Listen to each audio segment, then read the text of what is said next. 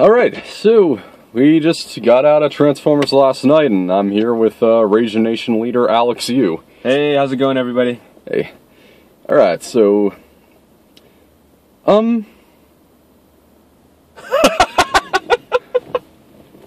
Okay, so... Alright, okay. Let's start from the beginning. Alright, so starting from the beginning, Yeah. I had an absolute blast with Transformers Age of Extinction. Okay. It was, it ended with probably one of the greatest cliffhangers of all time. Yeah. And then we get so much potential here with the idea of Optimus turning evil and returning to destroy Earth. So, how is this not the greatest Transformers movie ever? I'm sorry to. I really feel bad about saying this, but I'm kind of disappointed. Okay, well, it's. Have you seen my review? No, I haven't. Oh, you have? I haven't. I have not. Not. Okay. Yeah, I haven't seen it. Okay. So, okay. So my review. Do you want me? To give you a summary of what is how I felt? Okay, I know you liked it more this time. So what? Okay. This time. Well, the first time I was actually severely disappointed. Oh, you were, huh? So you liked it more. Maybe I should go back and watch it again. Yeah, you know what? If you don't already know, I'm sure you guys know by now. I was quite disappointed the first time I saw it 2 days ago. But when I watched it in IMAX 3 the second time around, I actually liked it a lot more. But I still have issues with the final act of the film. The final act of the film, I have the biggest issue with. Me too. Are we thinking the same thing? I'm thinking that, like, when I watched the first time, like the final act in the first time, I was thinking, oh god, this is feeling like Revenge of the Fallen, right? Oh, and then the second time I watched it, still it felt like Revenge of the Fallen, but I was at least able to interpret what was actually going on this time, because it was an IMAX 3D, bigger screen, crystal clear quality, and also I sat a little bit further from the screen. Okay, so it's not the same thing we're thinking of. So okay. So you just weren't able to comprehend what was going on. And one more thing is that I just felt that there was just too much military shooting at stuff we can't even see. I don't know who they're shooting at. They get out of the Osprey, then suddenly they start firing, things blow up, but I'm still waiting for shots like a screenshot, like a frame with Decepticons in it firing back, and it takes a long time before we get there. Like, Michael Bay's too focused on all the military, so that's how I felt. Yeah. Okay, so I've definitely got problems. The biggest "are you kidding me" moment for this is that the thing that got me the most hyped is the idea of Optimus turning evil. And yeah. I think you watched my reaction video for the first trailer. Yeah, you know how surprised I was. Yeah. And what do they do with that here? Nothing. It's Optimus and Bumblebee fight for all of 1 minute, and then Bumblebee's voice returns for 1 second just so that Optimus can hear it. And hearing his voice makes him turn good again. So it's like Batman versus Superman, Martha. Sort of. Right? Yeah. Honestly, I would sort of defend that Martha scene. Okay, all right, sure. It's the same kind of concept. Somebody says something, then they stop fighting, right? Yeah. In Batman v Superman, it makes a bit more sense because it's sure there's more context to it. Yeah, because in that moment, that's when Batman realizes he's not just taking the life of an alien as he had always thought. He's taking a child away from his mother. Yeah. So yeah, I got what they were going for there. Yeah. It was just the way that it was edited did kind of make it seem like that scene from Step Brothers. Did we just become best friends? Yep. Yeah. And so that was the biggest disappointment for me. They really didn't need, and so because it does nothing, it just kind of adds more filler, because Optimus doesn't even know what Quintessa's intentions are until they're just a few hours away from Earth. So she could have just told him once they had arrived, and he'd be like, okay, well, what's happening? This wasn't what I thought was going to happen. Yeah. And that's, that. Well. And so, I feel like him turning evil might have led up to an even greater cliffhanger than Age of Extinction. Yeah, it actually could have. There's potential for a lot more. Another thing that I thought there was lost potential, like a wasted opportunity, was there could have been, and this is something we've been waiting for, the final Optimus versus Megatron boss fight, like just one-on-one. No Starscream helping out. No, the Blackout's twin brother helping out. Right? It's not 3-on-1. It's just Megatron and Optimus going at it, just like he went at it with Bumblebee. But like just one-on-one, making an epic fight, make it the last fight, right? And then but all he did was just give him a roundhouse kick, and then boom. Yeah. That's it. That's literally it. Yeah. There'll always be more opportunities for a real boss fight between them. I mean, he's resurrected twice. He'll always bounce right back. Yeah. So, but like, it's the third act that really lets me down. When I watched it again in IMAX 3D, actually, I was thinking that the first and second act aren't as bad as the first time I watched it. Yeah, but like, my biggest issue with what takes place in the first and second act was that, like, the action starts, like, they start fighting, and then cut. It's like Grimlock and Slug come out, and then you think they're gonna fight TRF, like, some more, and then cut. Yeah, that's another thing. The Dinobots get screwed over again here. I mean, at least I kind of knew what to expect with Age of Extinction, because the Dinobots, in the trailers for that, the Dinobots always appeared, like, only at the end. So we knew that. I kind of knew that they were going to come roaring into the final moments, and they really get, like, nothing here. I mean, Slug gets to pound a few TRF vans, but that's it, and then they're gone. Yeah, now that I've seen it twice, is it Slug or Slog?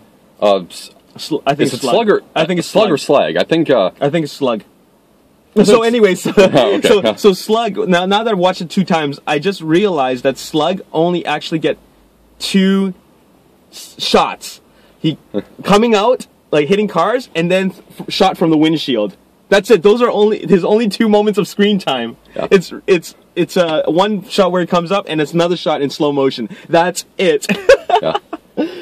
We're a Scorn and Strafe in all this anyway. Yeah, that's right. We get a Strafe toy, we get a Scorn Voyager class toy, but they're missing. So yeah, that's a little bit. And how did Grimlock and Slug get to the USA anyway? Were they able to swim? Maybe they took the night ship. I don't know. Yeah, and I guess they come out of the ground because they just appear out of nowhere, right?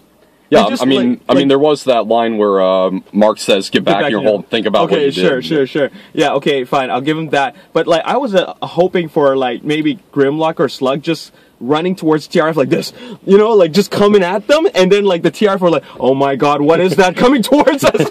And then boom, boom, boom, right? That would have been exciting, right? So, little things like that. I'm sure, like even the people who love this film can agree that they wanted more. Like, it was exciting for them, but like I'm sure they wanted more, right? Just like us, I wanted more. Like there's a bunch of questions I still have anyway. How did Galvatron just become Megatron again? Yeah. Not unexplained. Yeah, that's unexplained. Where did Optimus Prime take the seed? Yeah.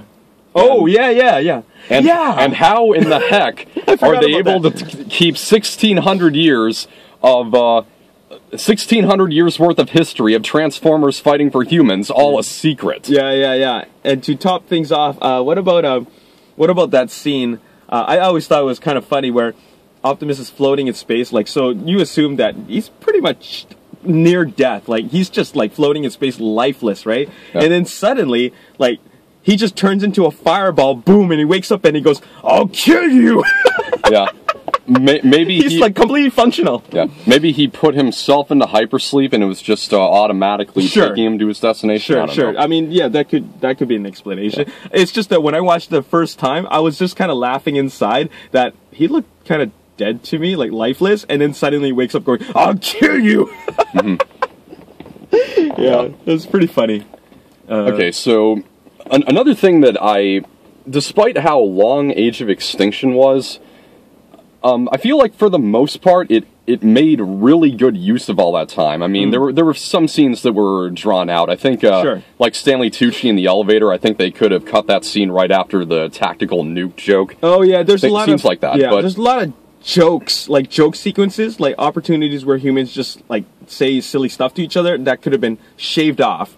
Yeah, and it could have shortened it down actually. Yeah, still, Age of Extinction, even though the characters weren't fantastic in that, they were still there, and it's still like slowed down to have like some human interactions, and you still get a sense of like who these people are. Yeah. And so yeah, I appreciated that. In this one, from start to finish, it like rarely ever catches its breath. No, it's so fast paced, right? It keeps on moving, and I was saying in my review that if you don't, if you're not clearly paying attention, I mean, like fully paying attention, you're gonna miss like all the stuff that's going on, because it just like boom, boom, boom, like super quick editing, and it just moves along so quickly.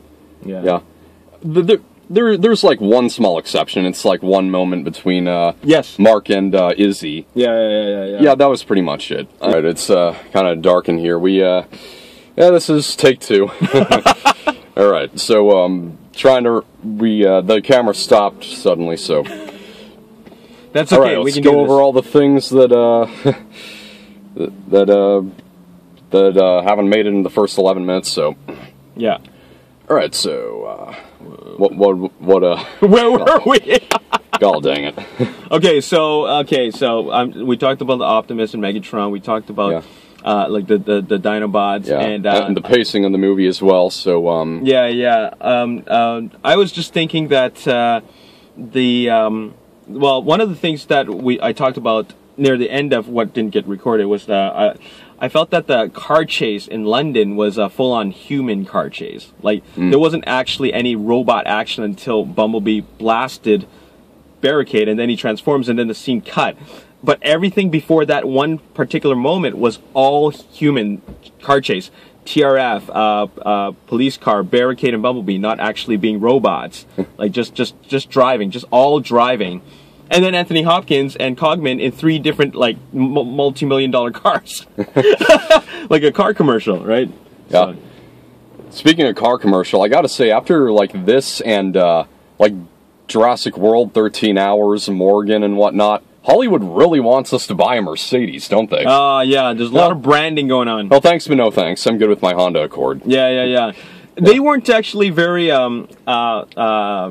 like Age of Extinction, they were like totally pushing the product placement. This one was not as bad. You still see the Budweiser, you see those Chinese stuff, right? But then it wasn't as in your face as before. Yeah, that's true. Yeah, but then the cars that Sir Edmund Burton drove were pretty in your face. The McLaren, oh man, the Aston Martin. Yeah. Of course, they've always been in your face. I mean, the introduction of the Camaro in the first one. Oh yeah, it was like, doom. It was just shot like a car commercial. But Michael Bay's a car commercial director. Yeah, that was pretty crazy. And the final battle. I mean, All right, so about the World War II sequence. Oh yeah. So we know about the Blenheim Palace. Yeah, it's shot at Blenheim Palace, the home of Winston Churchill, and that they actually shot there, and they had Nazi flags draped over it. So apparently, the Nazis have taken over Blenheim Palace as like their headquarters. Yeah, it really didn't need to be Blenheim Palace. No, it didn't. And so I thought there should be like a really great payoff to this, because if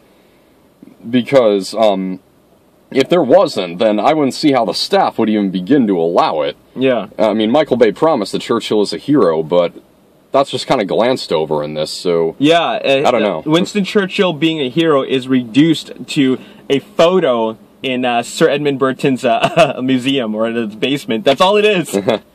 Yeah, like along with with the ranks of Abraham Lincoln and Archibald Witwicky and Sam Witwicky, and even Sam. Not very flattering photograph. Yeah, his eBay photo. Yeah, but but I still like the sequence. I still like the World War II sequence. Yeah, and at least Churchill's grandson didn't seem all that offended. No, he didn't, because the Paramount pays moolah. Yeah. All right. So I this is the second time watching it. I gave it a 4.5. Yeah. So there are. And so, what would you rate it this time?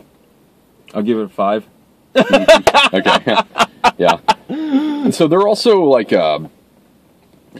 certain scenes that just seem like too silly even for Transformers, like the roll call of all the Decepticons. Oh yeah, what is it, Suicide Squad? Yeah, or Con Air. Where like each Decepticon gets like some goofy line, and then their name blasts onto the screen. Yeah. And you know what? Michael Bay has done that sort of thing before in Armageddon, for example. Yeah. But he doesn't blast out the names. But when he was introducing each one of those oil drillers that is part of his team, that's how he did it, right? But I actually think it was a conspiracy that Michael Bay didn't direct Con Air. Oh, yeah. That has all of his fingerprints. Yeah. But I like Con Air the way it was directed by Simon West. Yeah, it was good. But you're right, it does have a lot of his fingerprints. Yeah, and so... visual cues and all. Yeah. Not to mention the fact that Mark Wahlberg turns out to be the Last Knight in this. Yeah. And he was the lead star of Age of Extinction, so... And he also quite a coincidence. Yeah, and he also has a sword, but actually a sword gun in Age of Extinction. So he has a sword in this one, so it kind of has the same theme. Yeah. So in the 6th one, if he does come back, then he'll have another sword. Yeah. I don't think the part about Unicron made it into the first part of the video. So okay, about Unicron. So if Quintessa has been on Cybertron, like even when the war started, wouldn't she just take Cybertron straight to Earth to have it repaired? How long how long did the war start? No, it couldn't have been before Earth began. That is something that I think is one of the more confusing plot points of the film, and I can't even comment on that. Well, we got supposedly 14 more movies to explain it. Yeah. So like they got plenty to go, and considering the 7th installment, which comes out in 2019, is the animated Cybertron prequel, I'm thinking that that's a great opportunity to introduce Unicron like from the past and what he really is, maybe millions and millions of years before Earth, right? So. Well, it would have to be like billions because Age of Extinction, the 65 the million. quintessence took out the dinosaurs. Yeah. So, yeah, it'd have to be billions. Yeah. Okay. So okay. The transformations in this, there are some good ones. We get like a full shot of Drift transforming into a car for once. Yep, right in front center. Yeah. And then right behind him, behind him is Bumblebee and Crosshairs transforming in the same shot. So 3 Autobots transforming in the same shot. That was cool. That was really cool. I really liked that. Mm-hmm. In fact, that was a scene that really gave me goosebumps. Yeah. Yeah. So okay, is there anything else we neglected to mention? That we didn't make it into the first 11 minutes. I can't remember except for your final score. Alright, so... yeah, I can't remember. Yeah, right. So overall, I'd say the movie's just okay. It's just that there was just way too much squandered potential. Yeah. I mean, but it's got moments of fun, moments of humor. Yeah. And the IMAX 3D is awesome. Oh, it is, totally. Yeah. Yeah, I'm so glad I wish I watched it the first time in IMAX 3D, but it might have even changed my score. But having watched it in a small screen and then in a giant screen in really great 3D with brightly lit screens, that made me feel like, okay, this is slightly better than my experience the first time I watched it. And yeah, it was so vivid that it was very rarely that I caught the aspect ratio changing. There were a few times. The part where it stood out most is when Kate and Vivian were sliding down the engine. Yeah, because it's such a big scope that you're feeling the size, and then suddenly it gets slightly smaller. Yeah. So, other than that, I barely ever noticed. So. Yeah. I knew they were gonna have shifting aspect ratios, but I guess it wasn't as bad as I thought it would be. Like, it's not like Devastator, where it's like Devastator's full screen, Simmons is in widescreen, then back to Devastator full screen, back to Simmons in widescreen. So that was really, really distracting. Yeah. This time it wasn't as bad. Fortunately, though, there's no like metallic nuts or anything like that. Yeah, but then Simmons does mention the word scrotum twice. Yeah. Did he like beg to be in this movie or something? I think it was just a whole marketing thing that this is Michael Bay's final thing, so I want to bring everybody back. Yeah. And then even Sergeant Epps gets like 1 second in this. Sergeant Epps? He wasn't in it.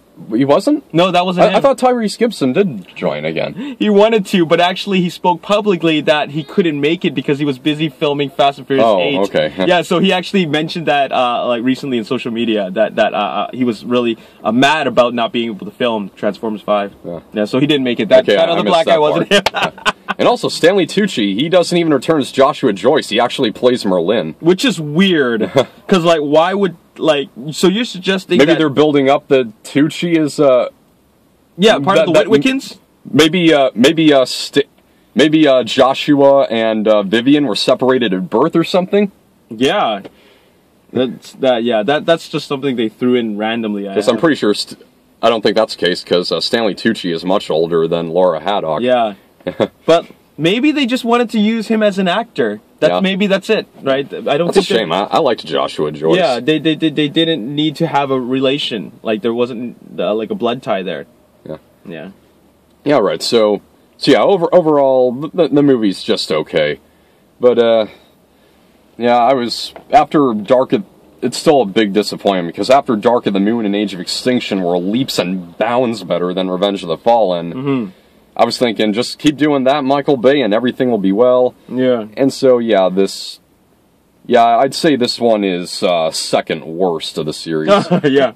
I would say so. Yeah. Yeah.